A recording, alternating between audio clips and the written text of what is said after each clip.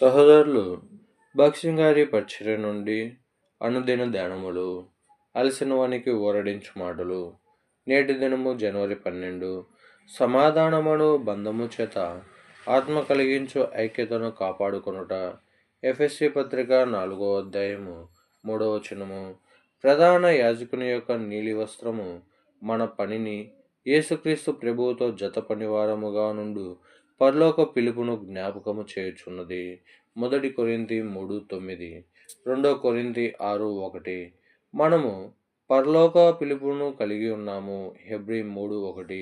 ఆ పిలుపులో ప్రతి ఒక్క విశ్వాసికి భాగము కలదు. అదే భాగములో 1 కొరింథీ 3:9 మనము దేవుని గృహమై ఉన్నామని మనకు చెప్పబడినది.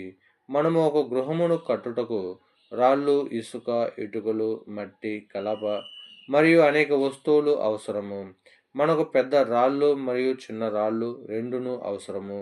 యేసుక్రీస్తు నందున్న ప్రతి ఒక్క విశ్వాసికి దేవుని గృహమును కట్టుటలో భాగము కలదు. మనము యేసుక్రీస్తు ప్రభు యొక్క గృహమును కట్టుచున్నాము మరియు మనమే ఆ ఇల్లు.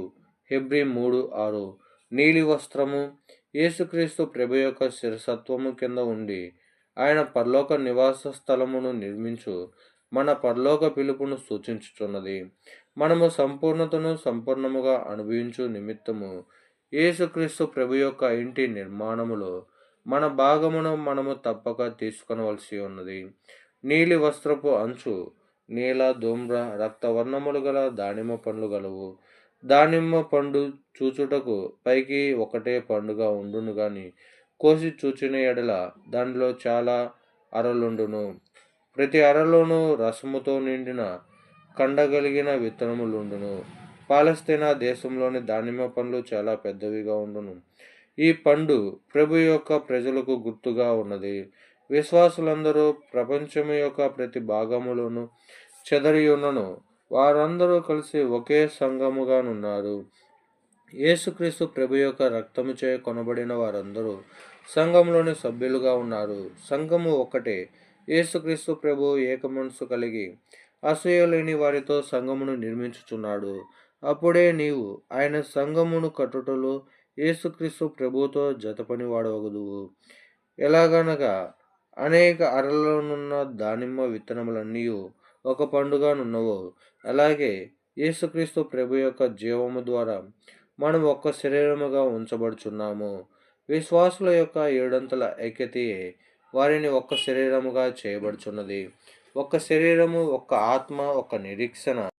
ఒక్క ఆత్మ, ఒక నిరీక్షణ, ఒక పిలుపు, ఒక విశ్వాసము, ఒక బాప్తిస్మము, ఒకే సృష్టికర్త అయిన ప్రభు ఇట్టి ఏడంతల ఐక్యత్వము తన ప్రజల మధ్య ఉండవాలని కోరుచున్నాడు.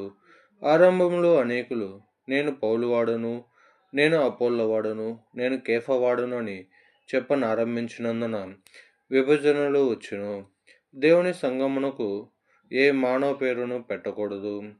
ఆ పేర్లు, బిరుదులు విభజనలు తెచ్చును. కేవలము ఏకత్వము ద్వారానే మనము పరలోక సంఘమును నిర్మించగలము. దానిమ్మ పండ్లు సజీవ సంఘమునే మనకు జ్ఞాపకం చేయుచున్నవి గాని మరి ఏ కట్టడమును కాదు.